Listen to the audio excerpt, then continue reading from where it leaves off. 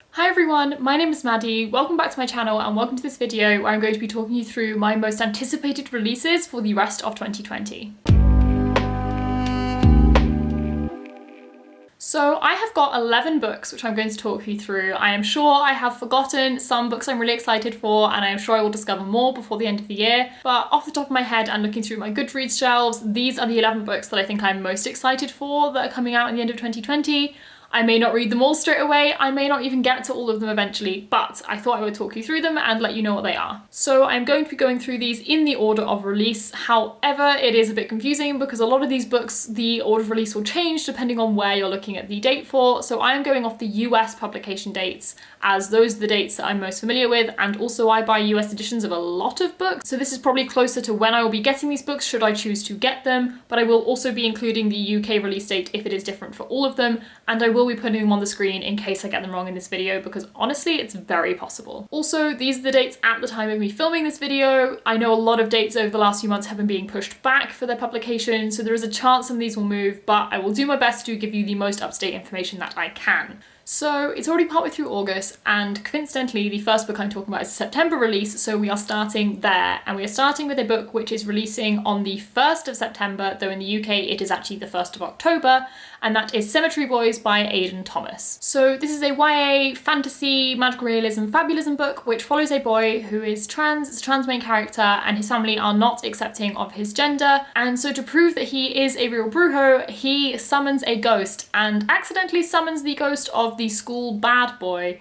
and I get the impression a romance and possibly some chaos ensues. So this sounds absolutely adorable. It is Own Voices rep for both trans and Latinx, so everything about it just sounds phenomenal. I follow the author on Twitter and he is just the sweetest thing, and I love following him, and it's making me even more excited to pick up his book.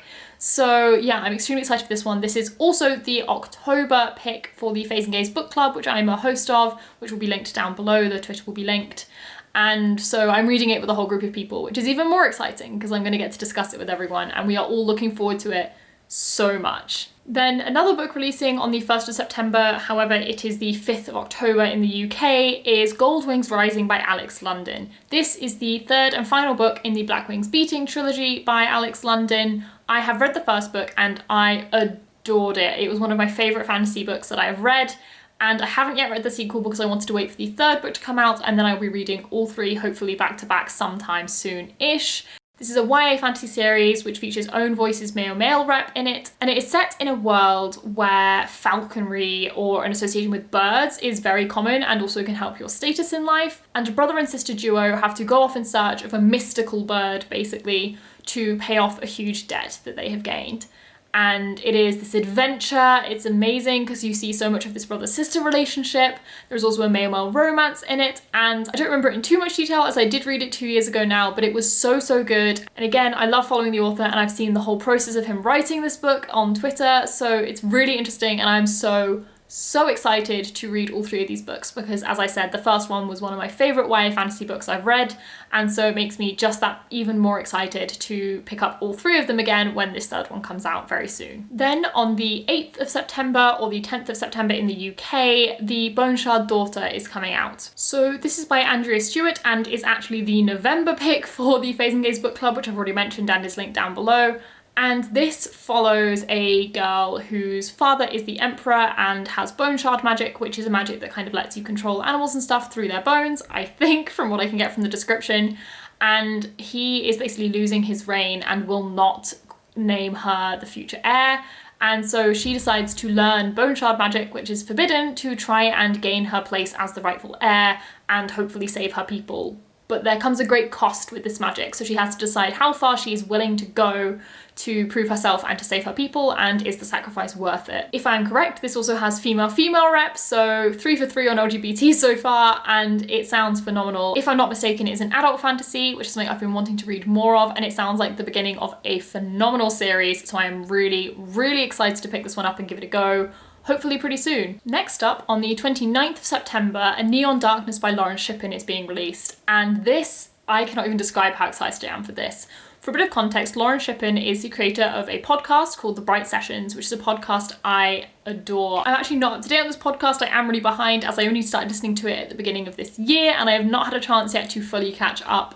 But I love it so much. It's all based around the premise of extraordinary people who are called atypicals and they have basically superpowers, and it's just, I can't even describe what it's all about. There's so much to it, but it's a phenomenal podcast if you want a drama podcast to listen to. I will link it down below if I can. But recently she has started writing books based off certain characters. So I read The Infinite Noise by her earlier this year, which follows one of the main characters and his relationship. This follows the villain from the story and sort of his backstory before we see him in the podcast. So I am so excited to get more information from this world. I will say I don't know how much this series would appeal if you've not listened to the podcast. Having read the other book, The Infinite Noise, I felt like it was very similar to the podcast but would make sense on its own. However, it is added to by having listened to the podcast and knowing all the backstory. So I don't know how much this book would appeal if you've not listened to the podcast, but you should listen to the podcast anyway because it's amazing and it's on Spotify. It's very accessible. So yeah, I'm super excited for it. I have no idea what it's going to involve, but I'm so looking forward to reading it. And actually, although Lauren Shippen is a podcast writer, the book read really nicely. So she's also a phenomenal novel writer, which was a really impressive thing to me. But nonetheless, very excited to read the next book in this series and probably get back into the podcast if I can. I haven't listened to it in ages and hopefully this will inspire me to get back into listening. And then the final book I have for September, which is also releasing on September 29th, although it is October 15th in the UK, is Shine by Jessica Jung. And this is a book following a Korean American girl who wants to be a K-pop idol, and it is actually written by, as I said, Jessica Jung, who was the lead singer of the K-pop group Girls' Generation. It is not personally a group I know much about, but I love K-pop. I will very happily read a book about K-pop, especially when it's written by someone from the industry, so it's likely to be very accurate to the actual struggles and interesting aspects of the industry. So I am so excited to get a glimpse into this in a fictional way. I think it's going to be absolutely fascinating to read as well as a lot of fun. So I'm really excited for that one. Then moving on to October, there are 3 books coming out on October the 6th. The first is The Invisible Life of Addie LaRue by V. Schwab. I'm sure everyone on BookTube or Book Twitter or wherever already knows about this book, but nonetheless, I am very excited. I have really enjoyed many of V. Schwab's books, and I do consider her one of my favourite authors, but for whatever reason, this one especially has just grabbed my attention. It really gives me a lot of sort of Erin Morgenstern and Laini Taylor vibes, who are some of my other favourite authors, so it really feels like a book I'm going to absolutely adore. It follows a girl called Addie who strikes a deal with the devil where she will live forever, but she will never be remembered by anyone, until all of a sudden one day a boy remembers her. And I know nothing more than that. I get the impression there's going to be a really good banter relationship between her and the devil. I am so excited. Victoria Schwab writes beautifully, and I get the impression this is going to be a slightly more literary book than some of her others, which I am so here for.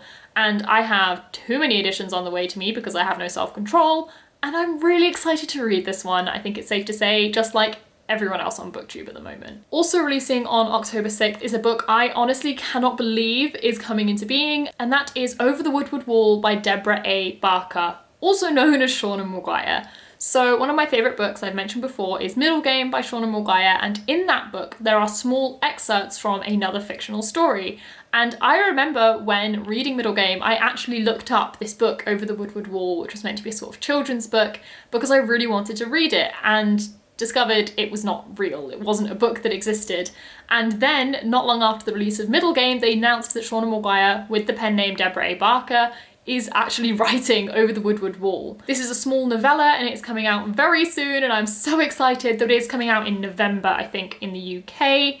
And oh my gosh, I love her novellas. I love her Wayward Children series, so I trust her to write a really solid novella. So I am really optimistic about this and unbelievably excited. I almost want to try and reread Middle Game before reading it so I can remember how it fits into the story, but I probably won't have time, so I'll just have to settle for reading this on October 6th when it comes out. The next book that comes out on October 6th, though it comes out on November 3rd in the UK, is The Blaze Wrath Games by Amparo Ortiz, which I haven't heard that much about, but I get the impression is a Puerto Rican LGBT How to Train Your Dragon. I love How to Train Your Dragon. I liked the books when I was a child. The films are to this day some of my favorite films of all time. And so anything about dragon riding and like the bond between dragon and rider and some sort of dragon racing with potential LGBT rep, it just sounds phenomenal. I do not know much about the plot, but this sounds so good. And the cover is beyond stunning. Oh my God, it's so beautiful. And as I said, I've really not heard much hype about this, but it's definitely one I'm going to be getting and reading because I feel like it's going to be a book I could love and I'm definitely going to want to shout from the rooftops about to get it out to more people.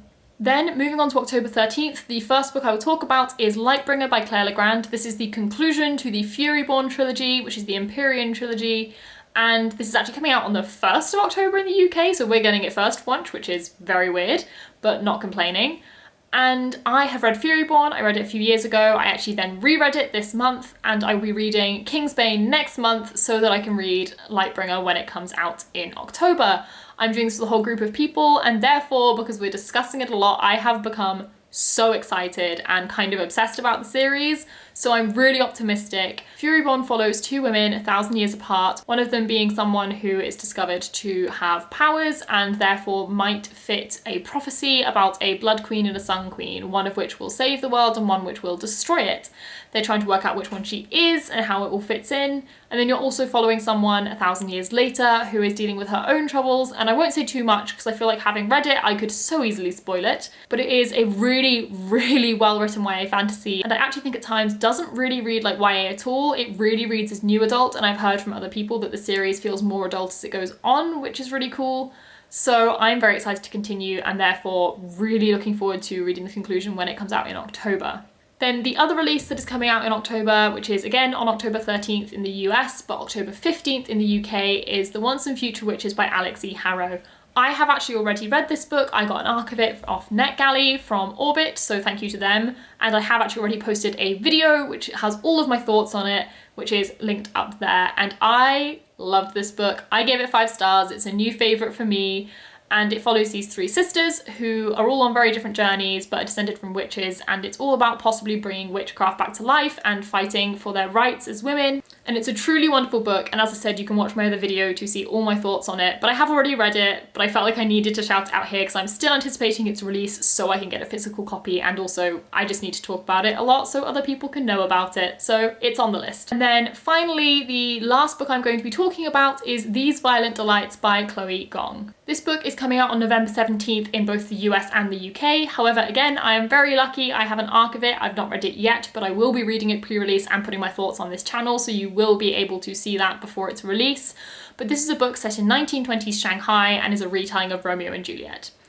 If you need to know anything else, why? Does that not just sound phenomenal? And it has the most stunning cover, and I'm so excited. Also, the author is like my age. I think she's actually younger than me, and the fact she has achieved this much and written a phenomenal book, I'm just in awe of her. And she's also so funny on Twitter and I love her, so that's getting me even more excited because obviously I like supporting books from authors who I enjoy and authors who I like. So that just adds to it even more. But yeah, this sounds like the ultimate enemies / rivals to lovers romance in a really, really interesting setting. I have never read anything in 1920s Shanghai. I don't think I've even read anything set in Shanghai, let alone in 1920s, which is, you know, a very glitz and glamour era, or at least it was in some places. We'll find out what it was like in Shanghai.